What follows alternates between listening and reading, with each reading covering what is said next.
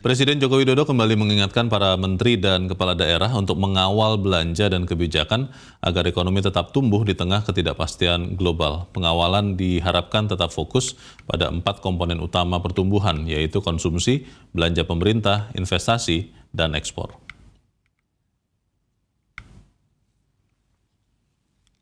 Presiden Joko Widodo kembali mengingatkan jajaran kabinet dan pemerintah daerah untuk mewaspadai dan mengantisipasi dampak krisis keuangan global, penurunan ekspor, dan krisis pangan, terutama beras. Presiden berharap kementerian dan para kepala daerah terus berkonsolidasi untuk menjaga inflasi, mendorong konsumsi dan realisasi belanja modal dan sosial, serta peningkatan investasi dan ekspor ke negara-negara yang memiliki permintaan yang sama besar seperti Tiongkok dan Amerika. Pertumbuhan ekonomi di 2023, selain tadi belanja yang menyangkut konsumsi, kemudian pengendalian inflasi, peningkatan investasi ini harus tidak bisa ditawar-tawar lagi karena ini sangat mempengaruhi growth kita. Sehingga yang namanya hilirisasi industri itu konsisten terus akan kita lakukan. Tadi pagi kita sudah berbicara mengenai setelah nikel, tadi pagi kita telah berbicara mengenai boksit dan segera kita putuskan kapan akan kita larang ekspor bahan mentah dari boksit, segera akan kita umumkan.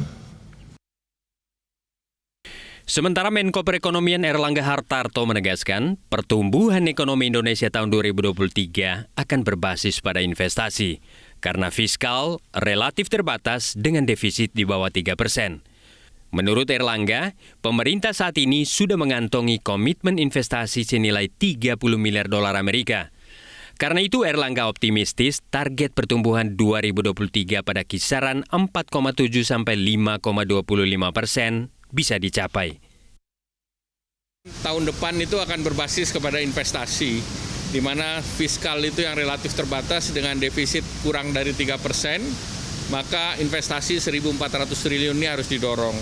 Nah, oleh karena itu Presiden memberi catatan bahwa perizinan untuk dipermudah, baik itu izin investasi, izin konstruksi, maupun izin AMDAL, maupun izin-izin yang terkait dengan investasi lainnya. Sementara terkait ketahanan pangan, pemerintah sudah menyiapkan pembiayaan berupa pinjaman berbunga rendah untuk Bulog dan ID Food dalam rangka menjaga cadangan pangan, terutama beras. Ini sejalan dengan instruksi Presiden agar harga beras tidak naik hanya gara-gara spekulasi pedagang akibat kurangnya cadangan beras pemerintah. Tim Liputan Media Group Network.